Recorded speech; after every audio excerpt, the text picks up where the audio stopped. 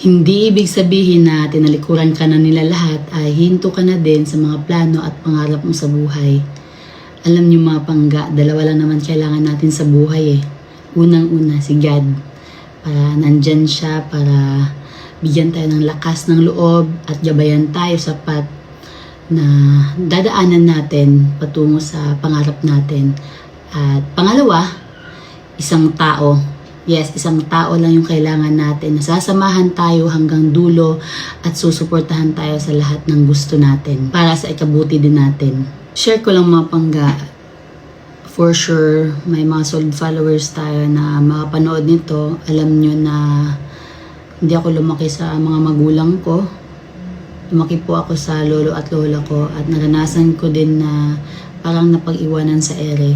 Kasi sa musmus na edad pa lang, nawala na yung lolo at lola ko at naging independent ako. Naranasan kong magkasakit na walang nag-aalaga. Naranasan kong may gustong bilhin na hindi ko kayang bilhin o kainin. Kasi nga, wala akong pera. Pero ginawa ko lahat mga pangga para makapag-survive. Kasi alam ko kaya ko. Fast forward tayo mga pangga hanggang sa lumaki ako. Dami kong nilapitan, dami kong nakasama na mga tao na hindi nag-work. Pero nung time na nakilala ko si Inday Jenny, siya pala yung nag-iisang tao na kailangan ko sa buhay ko.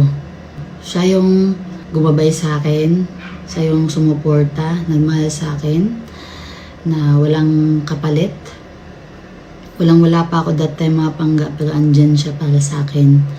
So, nagtiwala siya sa akin na kaya ko. Kasi alam niyo mga pangga, dati, mahiyain talaga ako mga pangga. Unang vlog pa lang namin ni Inday Jenny, 1 hour na kaagad yung intro ko.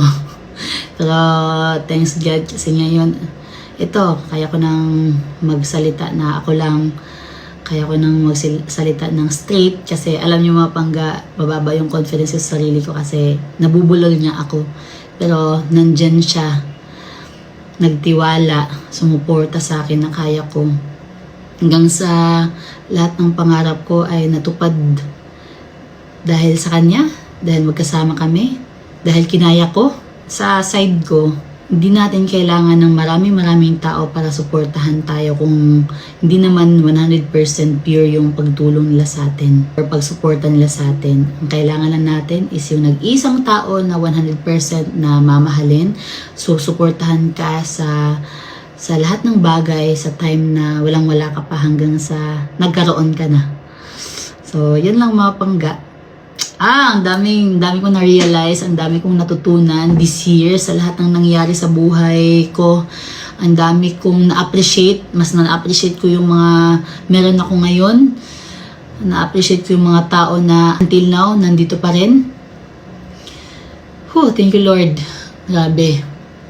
Mas pinatibay ni Lord yung loob ko para mas kakayanin namin ni Inday Jenny lahat ng pagsubok na darating pa sa buhay namin na magkasama kami.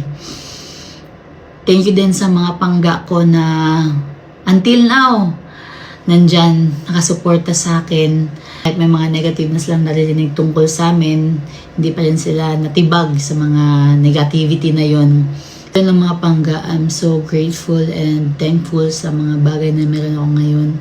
So, this time, mas papahalagahan ko pa at iingatan kung ano meron tayo ngayon.